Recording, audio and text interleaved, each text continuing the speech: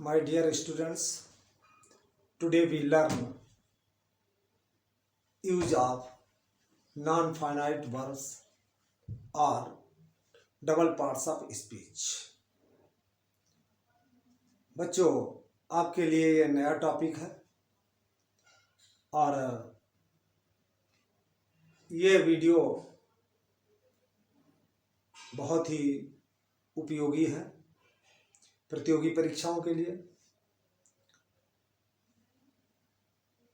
Non finite verbs 3 प्रकार के होते हैं।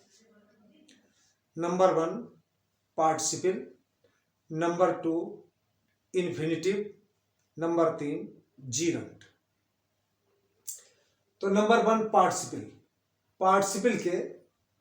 पार्टिसिपल 3 प्रकार का होता है: प्रेजेंट पार्टिसिपल, पास्ट पार्टिसिपल और perfect participle.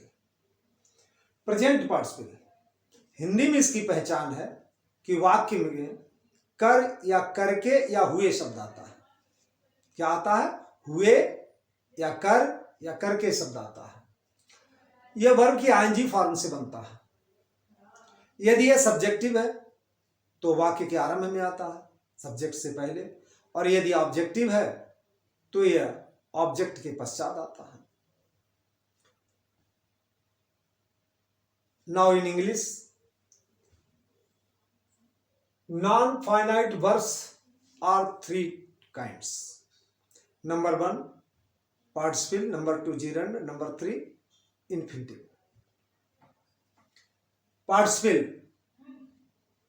Participle is also 3 kinds: present participle, past participle, perfect participle. Now present participle.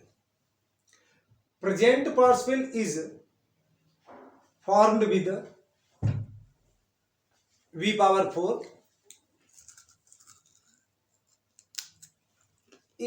V power 4 is used for present participle.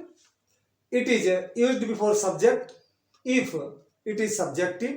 If it is objective, it is used after object. For example, शोर सुनकर मैं जाग गया। कर शब्द सुनना में आया है। सुनना की इंग्लिश हियर, हियर में आईएनजी लगा दिया। Hearing A noise I woke up. Second example, शेर को देखकर शिकारी ने गोली चला दी। देखकर, देखना सी, उसमें आईएनजी लगा दिया। Seeing the line the Hunter fired. Third example, लोमड़ी ने बेल से लटकते हुए अंगूर के गुच्छे देखे। लटकते हुए, इसमें प्रेजेंट पार्टिसिपल लटकते हुए में यह ऑब्जेक्टिव है, इसलिए यह ऑब्जेक्ट के पश्चात आएगा। द फॉक्स सा bunches of grapes hanging from the wine. Hanging यह प्रेजेंट पार्टिसिपल है और ऑब्जेक्टिव है, इसलिए पश्चात में आया है। और हियरिंग और सीइंग सब्जेक्टिव है, इसलिए सेंटेंस में यह आरंभ में प्रयोग किए गए हैं। Second B past participle. इसमें हुआ शब्द आता है या V पावर 3 से बनता है। Note, past participle is formed with V power 3. It is also used either before subject और आफ्टर ऑब्जेक्ट। बच्चों, पहचानना आसान है। हुआ शब्द आता है और यह V पावर 3 से बनता है। फॉर एग्जाम्पल, खोया हुआ समय कभी वापस नहीं आता है। खोया हुआ, खोना की इंग्लिश लूज, और उसकी third form lost. Lost time never returns. मैंने अपनी खोई हुई पर्स पाई। खोई हुई, I found my lost purse. यह सब्जेक्टिव था, इसलिए लॉस्ट टाइम बिगिनिंग में आया है।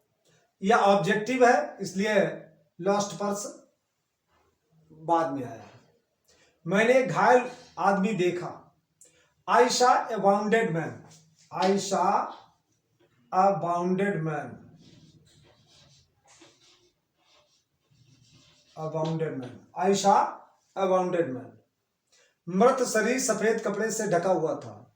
The dead body was covered with white cloth. तो बच्चों इसमें लॉस्ट, इसमें भी सेकेंड में भी लॉस्ट, और थर्ड में वाउंडेड, और फोर्थ में कवर्ड, ये शब्द पास्ट पार्टिसिपल है। Now C point, perfect participle. बच्चों परफेक्ट पार्टिसिपल में पश्चात या बाद में शब्द आते हैं। यह है वर्ब की थर्ड फॉर्म से पहले हैविंग जोड़ने से बनता है। Note, in perfect participle having is used before V3। For example, काम समाप्त करने के पश्चात मोहन खेलने चला गया।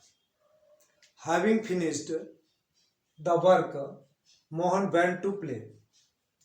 इसमें हैविंग फिनिश्ड परफेक्ट पार्टिसिपल है। खाना खाने के पश्चात पिताजी ने आराम की। Having eaten the food the father took rest. यात्री ने विश्राम करने के पश्चात अपनी यात्रा आरंभ की।